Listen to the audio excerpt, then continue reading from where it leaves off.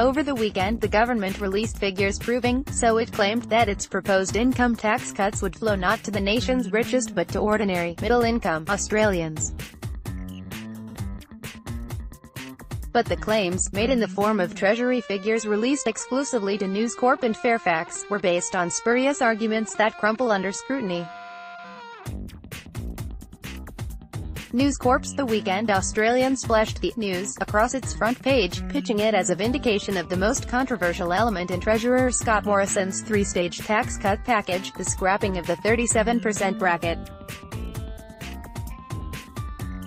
You can read the article here if you have a subscription. The casual reader could easily have come away from this article thinking the tax cuts were fair.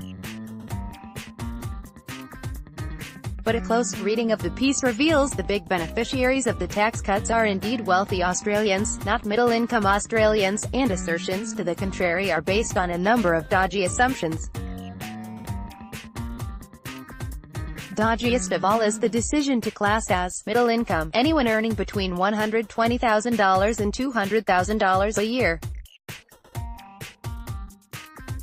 The Australians account in the federal budget. Earlier this month, Treasurer Scott Morrison announced he would be scrapping the 37% tax bracket altogether, a move that would put someone on $41,001 a year in the same tax bracket, 32.5%, as someone on $200,000 a year. This policy was immediately criticized as favoring the wealthy.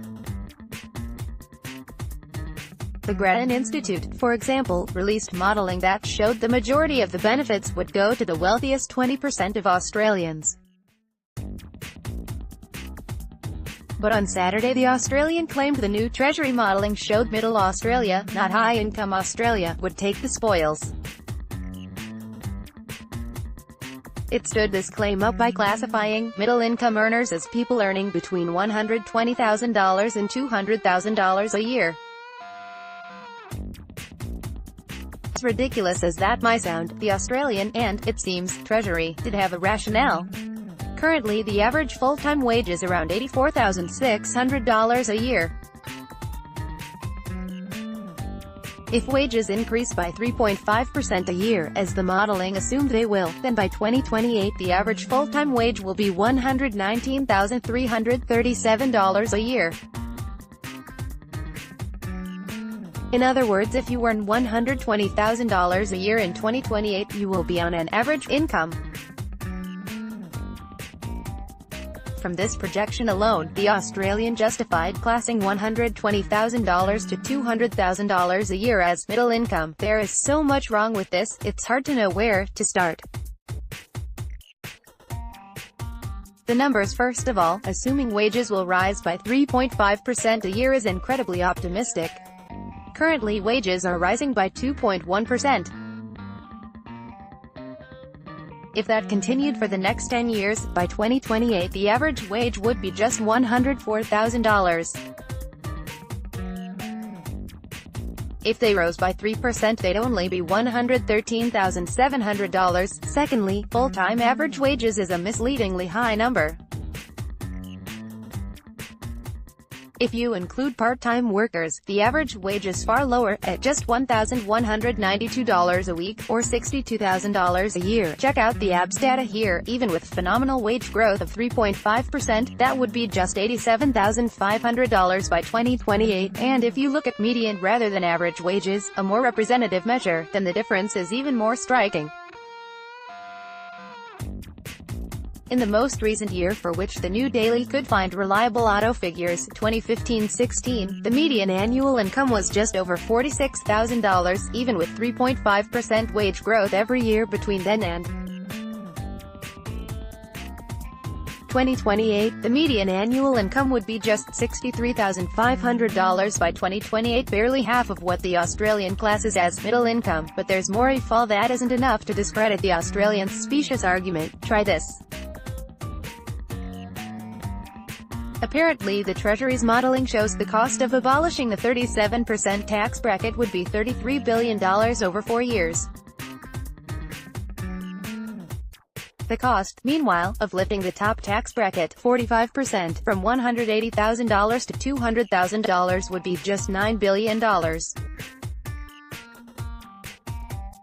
The Australian jumps to the following conclusion: it classes, spuriously, as we've established, an income of $120,000 to $200,000 as middle income.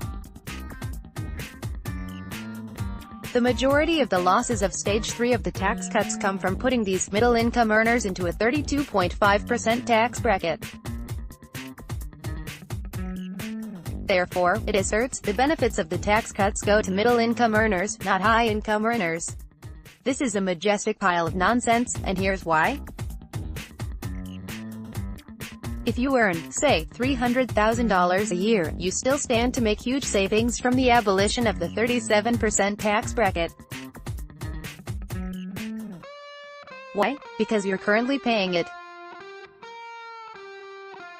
In 2023-24, someone on $300,000 a year will pay $32.50% on every dollar earned between $41,000 and $120,000, 37% tax on every dollar earned between $120,000 and $180,000, and 45% after that.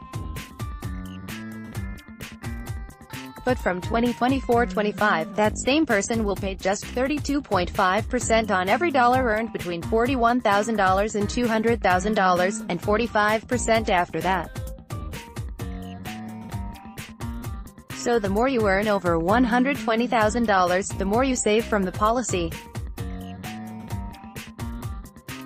In other words, the country's wealthiest stand to gain much more from this tax cut than the Australian's so-called middle-income earner on $120,000 a year. The conclusion: the Australian's account is deeply misleading. Whether Treasury's interpretation of the figures was also deeply misleading is impossible to say, because Treasury would not give the new daily access to its modelling, despite repeated requests.